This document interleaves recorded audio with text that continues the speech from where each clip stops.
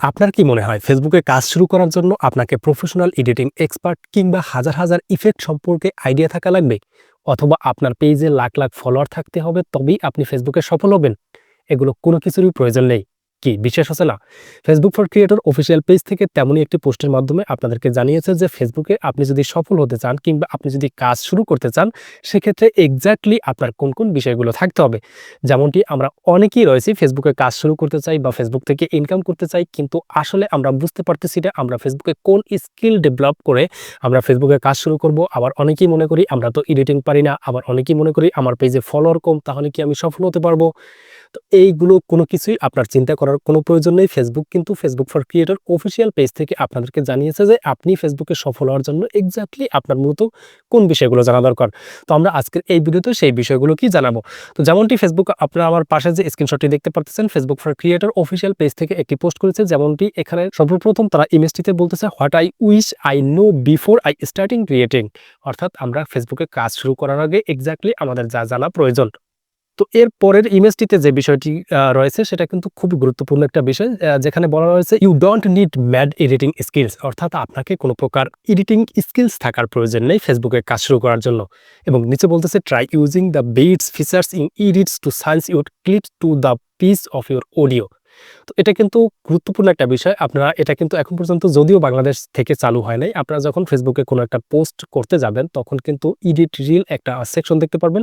এই edit reel সেকশনটিতে click করে দিলে, বিট সেকশনটিতে ক্লিক করে দিলে আপনারা জাস্ট আপনাকে একদম রেডিমেড একটা ভিডিও আপনাকে তৈরি করে দেবে ফেসবুক। সেই বিষয়টাই কি কিন্তু তারা বলতেছে, যে কারণে কিন্তু আপনাকে আর নতুন করে এডিটিং স্কিলস থাকতে হবে না।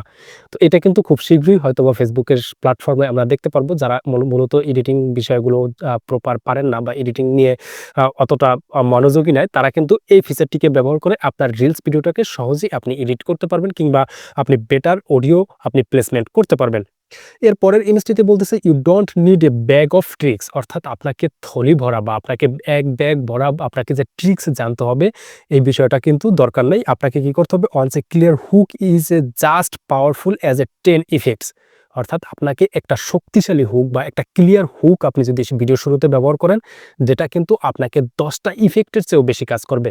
অনেকেই মনে করি আমরা ভিডিওতে ভালো ভালো ইফেক্ট ব্যবহার করতে পারলে বা ভিডিও এডিটিংয়ের সময় যদি আমরা ইফেক্ট ব্যবহার করি, সেক্ষেত্রে বোধহয় আমাদের সেই ভিডিওটা আকর্ষণীয় হবে কিংবা দর্শকদের কাছে গ্রহণযোগ্য হবে।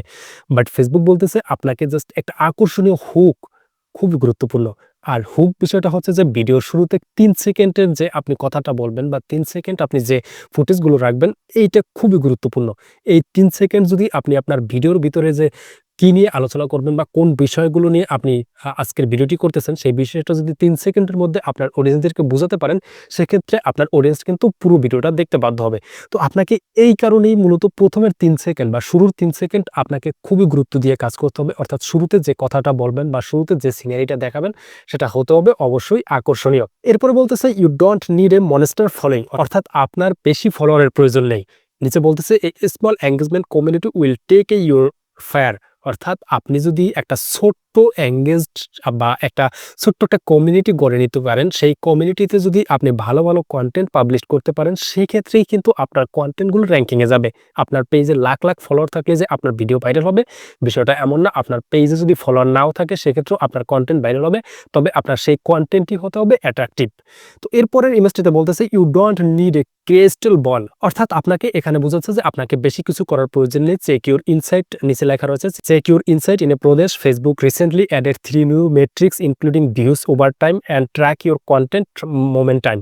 অর্থাৎ ফেসবুক রিসেন্টলি কিন্তু তাদের প্রফেশনাল ড্যাশবোর্ডে বা ইনসাইডে 3টি নতুন মেট্রিক্স ইনসাইট যোগ করেছে, যেটার মধ্যে একটি হচ্ছে যে ইনক্লুডিং ভিউজ, ওভার টাইম। অর্থাৎ আপনার যে ভিউজগুলো আসতেছে সেই ভিউজ সোর্সগুলো অ্যাড করেছে। পাশাপাশি two track your contents moment time. অর্থাৎ আপনার কন্টেন্টের কোন মোমেন্ট টাইমটা দর্শকরা সবচেয়ে বেশি দেখতেছে বা বেশি এনজয় করতেছে, সেটা কিন্তু আপনি এখন থেকে ইনসাইট থেকে চেক করতে পারবেন। পাশাপাশি ট্র্যাক ইউর কন্টেন্ট, অর্থাৎ আপনার কোন কন্টেন্টটি থেকে আপনার বেশি ভিউজ আসতেছে, সেই বিষয়গুলো কিন্তু আপনি ইনসাইটের মাধ্যমে দেখতে পারবেন।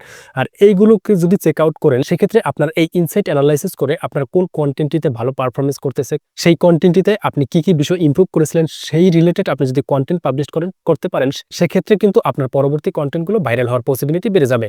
তো আশা করি পুরো বিষয়টা বুঝতে পেরেছেন এবং ভিডিওটি যদি ভালো লেগে থাকে অবশ্যই বন্ধুদের মাঝে শেয়ার করে দিবেন। এছাড়াও ফেসবুকের নতুন এই পোস্টটি আপনার কাছে কেমন লাগছে? সেটাও নিচে কমেন্ট করে জানিয়ে দিতে ভুলবেন না। আজ এ পর্যন্তই। আল্লাহ হাফেজ।